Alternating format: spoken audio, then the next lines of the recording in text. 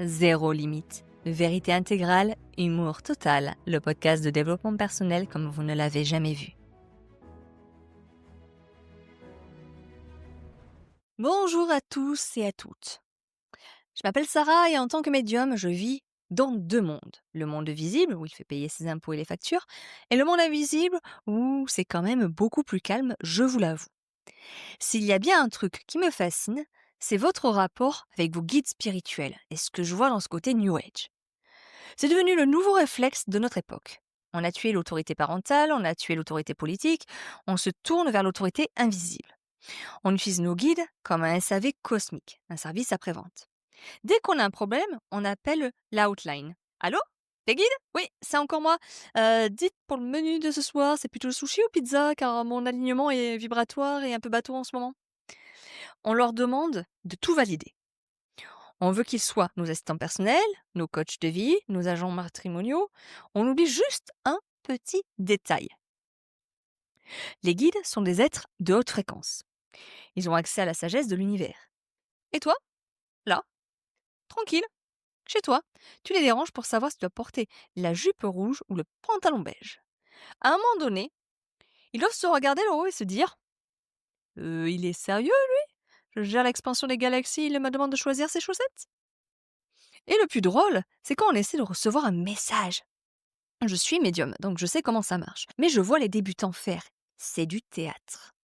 La personne se concentre. Elle plisse ses yeux. Elle fait une tête bizarre, comme si elle essayait de résoudre une équation de maths en ayant une indigestion. Et elle dit « Attends, je reçois quelque chose. Je ressens une présence. » Et c'est là la panique interne. Est-ce que c'est mon guide qui me parle? Ou est-ce que c'est ma petite voix qui a faim? C'est très dur, sachez-le, c'est vrai, de faire la différence entre l'intuition divine et une envie de fromage. Souvent, on prend nos propres peurs pour les messages des guides. Tu as peur qu'il te trompe? Soudain, ton guide te dit « Méfie-toi de lui !» Non, ça c'est pas ton guide, c'est ton insécurité qui a pris un mégaphone. Les guides ont une voix calme, si la voix dans ta tête hurle et panique, c'est ton ego qui a pris le micro. Et puis, il y a le snobisme spirituel. Ah, j'adore ça. C'est à celui qui aura le guide le plus célèbre. Personne ne dit « Moi, mon guide, c'est Michel, un paysan du XIVe siècle qui élevait ses chèvres. » Non, tout le monde canalise des stars. Moi, je suis connectée à l'archange Michael. Ah ouais? Et moi, c'est Marie-Madeleine. On a brunché en astral ce matin. Moi, c'est un grand prêtre d'Atlante. C'est le LinkedIn de l'ODA.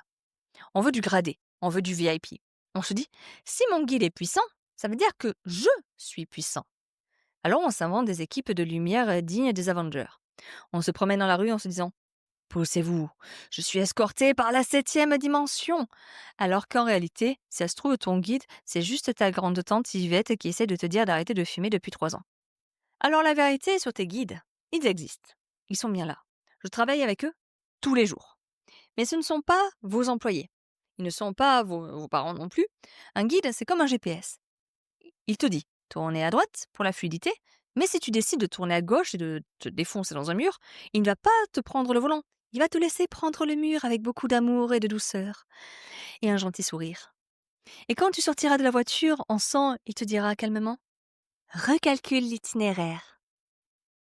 Il respecte une loi absolue, ton libre arbitre. Si tu attends qu'il vienne vivre ta vie à ta place, tu vas attendre longtemps. Ils ne sont pas là pour t'éviter les leçons, ils sont là pour t'aider à les comprendre une fois que tu les as prises en pleine face. Alors arrêtez de les harceler pour des broutilles. Vous avez un cerveau digne de ce nom, une intuition magnifique et un bon sens magistral puisque vous êtes là à m'écouter. Et c'est un super kit de démarrage. Mon petit conseil, en tant que médium, si vous voulez vraiment, mais vraiment, entendre vos guides, commencez par faire silence. Arrêtez de demander. Arrêtez de prier pour vous plaindre. Arrêtez de négocier. Taisez-vous. C'est dans le silence, quand on ne demande rien, qu'il glisse la meilleure information. Et si vous entendez une voix qui vous dit « Mange cette pizza à 4 fromages !» Ce n'est probablement pas l'ange Gabriel, mais écoutez-le quand même. C'est toujours de bons conseils. Donc, à la semaine prochaine et saluez Michael pour moi.